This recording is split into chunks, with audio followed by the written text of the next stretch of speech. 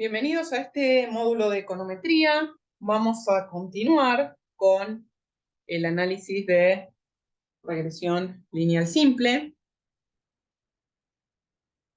Comencemos con los supuestos de este modelo que estimamos anteriormente.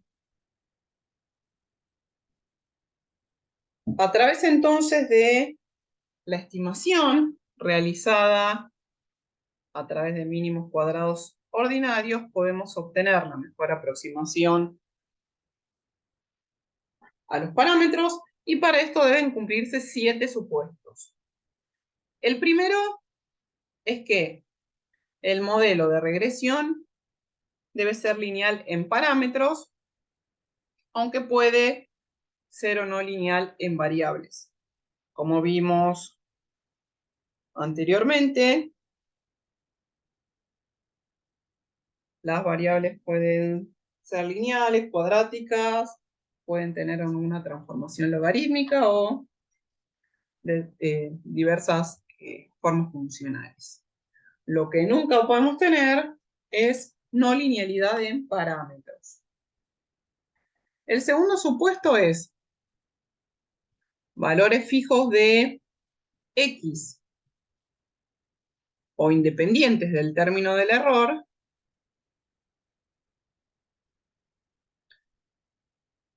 implica que la variable X y el término del error son independientes. Esto lo que nos dice es que la covarianza entre la observación de la variable explicativa y el error es igual a 0. El tercer supuesto nos dice que el valor medio de la perturbación o el error UI poblacional, vemos que aquí está sin el sombrerito, debe ser igual a 0. Esto lo que nos muestra es si la X, si nuestra variable independiente es estocástica, el valor esperado del error dado el valor de la variable independiente tiene que ser igual a 0, o el valor esperado del error tiene que ser 0 si la variable no es estocástica. Este supuesto lo que implica es que el promedio o valor medio de estas desviaciones correspondientes a cualquier valor dado de X sea 0. Vemos entonces en la gráfica que tenemos una función de regresión poblacional en torno a cada uno de los valores que pasan por esta recta. Tenemos que en torno al valor estimado hay una función de distribución normal, y que en el punto que es un círculo sobre el medio tenemos que es la media de la variable, lo que conocemos como la Y raya o la X raya. Vemos entonces que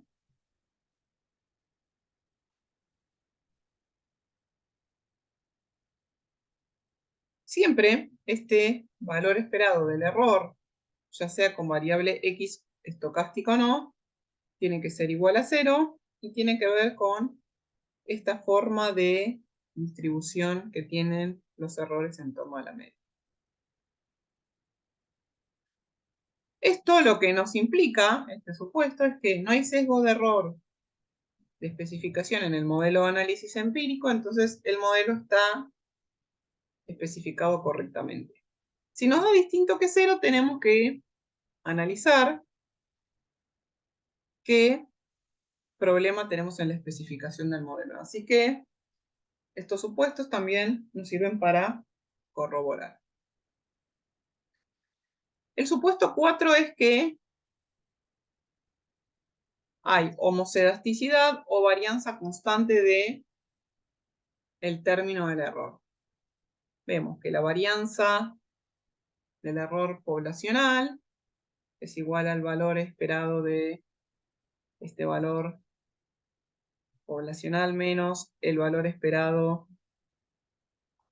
del error dado el valor de xy al cuadrado. Entonces vemos que el valor, la varianza de estos residuos es la varianza constante, y es lo que vemos en la primera gráfica. La variación alrededor de la línea de regresión, que en este caso la tenemos, dado que tenemos una función de densidad de probabilidad, que tenemos en el eje X, y vemos que todas tienen la misma variabilidad en torno a los valores de X. O sea, es decir, que todas tienen la misma altura. En el caso de la segunda gráfica, vemos que no se estaría cumpliendo este supuesto. Lo que tenemos es varianzas distintas, como así también distintas formas funcionales. Por lo tanto, no se cumpliría este supuesto y deberíamos corregir el modelo. En los módulos posteriores vamos a trabajar sobre cómo podemos solucionar el problema en caso de detectar el no cumplimiento de alguno de los supuestos. Luego tenemos, no hay autocorrelación entre las perturbaciones para dos valores de x, un xy y un xj, donde y y j son distintos. La correlación entre la perturbación de y la perturbación de j es 0. Esto lo que nos muestra es que las muestras se toman de manera independiente. El supuesto sexto es bastante trivial, pero no debemos dejar de mencionarlo. El número de observaciones n debe ser mayor que el número de parámetros a estimar, por cuestiones que conocemos de estadística, del teorema central del límite. Sabemos que cuanto mayor número de observaciones tenemos, mucho mejor va a ser nuestra aproximación a la población. Y el supuesto 7 nos da algunas características de la naturaleza de las variables explicativas. No todos los valores de x en una muestra deben ser iguales. Esto lo que nos dice es que la varianza de x tiene que ser positiva. Si todos los valores son iguales, vamos a tener que el error es 0. Entonces ahí tendríamos un problema porque no podríamos minimizar la sumatoria de los residuos al cuadrado. A su vez, tampoco puede haber valores atípicos de x porque lo que nos generan estas es que nos meten mucho ruido en la estimación. Pasemos ahora a la bondad del ajuste.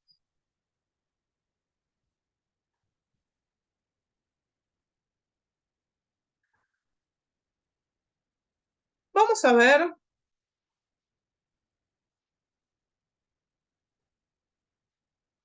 que, debido a que los estimadores surgen de una muestra, debemos medir la precisión de la estimación a través de este error estándar o bondad de ajuste. ¿Bien?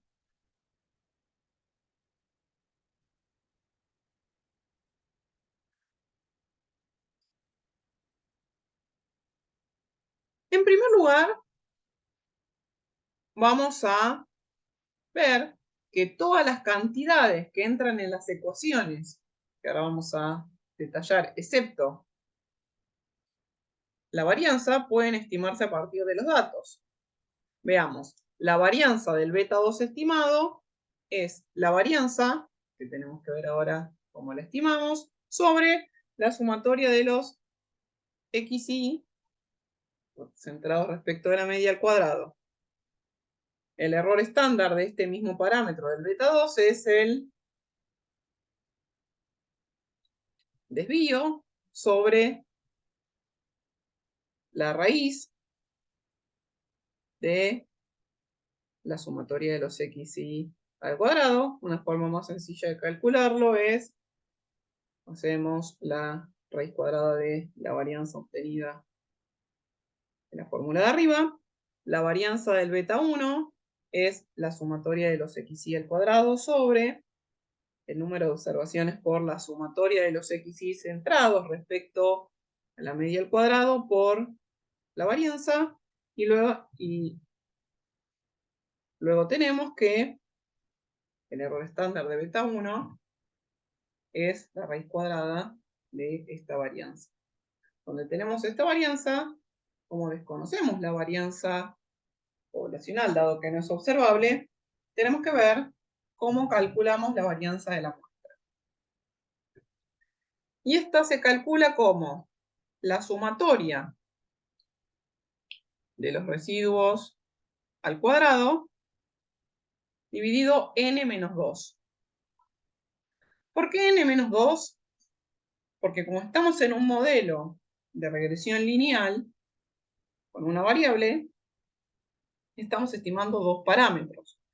Como estimamos dos parámetros, entonces lo que nos está mostrando es que estamos perdiendo 2 grados de libertad. Más adelante vamos a ver, cuando trabajemos con más de 2 variables, que lo podemos generalizar para cada variable. Y esta sumatoria de los residuos al cuadrado también la calculamos con la información de la muestra y es la sumatoria de los y respecto de la media al cuadrado menos la sumatoria del producto de xy y y, ambas centradas respecto a la media al cuadrado, sobre la sumatoria de xy centrado respecto de la media al cuadrado. Una vez que hallamos ese valor, lo reemplazamos en la primera función, dividimos por n-2 grados de libertad, y una vez que obtenemos esa varianza muestral, podemos obtener la varianza y el error estándar para nuestros parámetros estimados. La raíz cuadrada positiva de sigma cuadrado de nuestra varianza es lo que llamamos el error de estimación, y lo que nos resume es la bondad del ajuste. Pasemos ahora al teorema de Gauss-Markov. Para entender este teorema, necesitamos considerar la propiedad del mejor estimador linealmente sesgado, lo que vamos a llamar luego MELI. Es lineal, ya que es función lineal de una variable aleatoria, como la variable dependiente y en el modelo de regresión. Además es insesgado, por lo que el valor promedio o esperado de beta 2 es igual al verdadero valor de beta 2 y tiene varianza mínima dentro de la clase de todos los estimadores linealmente insesgados. Si nosotros entonces tenemos un estimador insesgado con varianza mínima, vamos a decir que tenemos un estimador eficiente.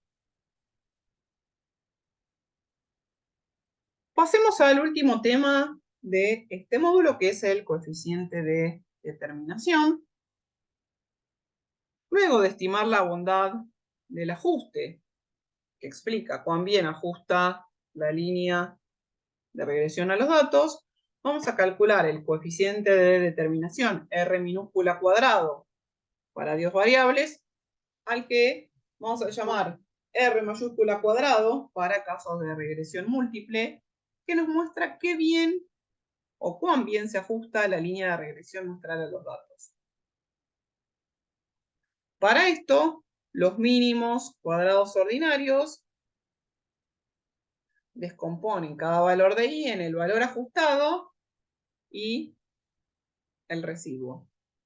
Entonces, vamos a separar o a definir la suma de cuadrados total como la suma explicada de cuadrados, que va a estar explicada por el valor ajustado, y la suma residual de cuadrados, que claramente va a estar explicada por el residuo.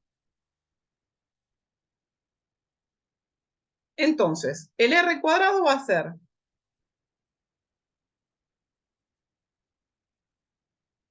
la suma explicada por los cuadrados sobre la suma total de los cuadrados, o lo que es lo mismo a 1 menos la suma de los residuos al cuadrado sobre la suma total de los cuadrados.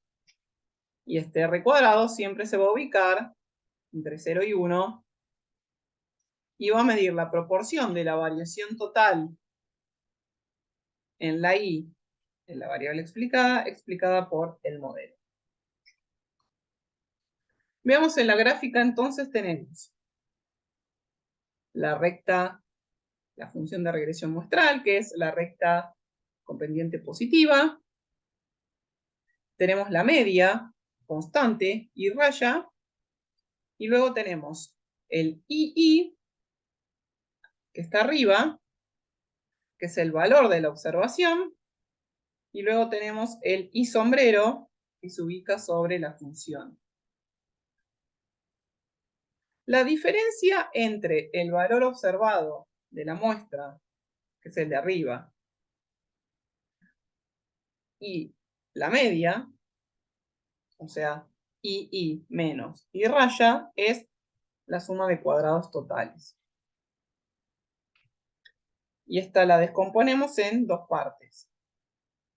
La diferencia entre el valor estimado, o sea, el I sombrero, y la media es la suma explicada por el modelo al cuadrado.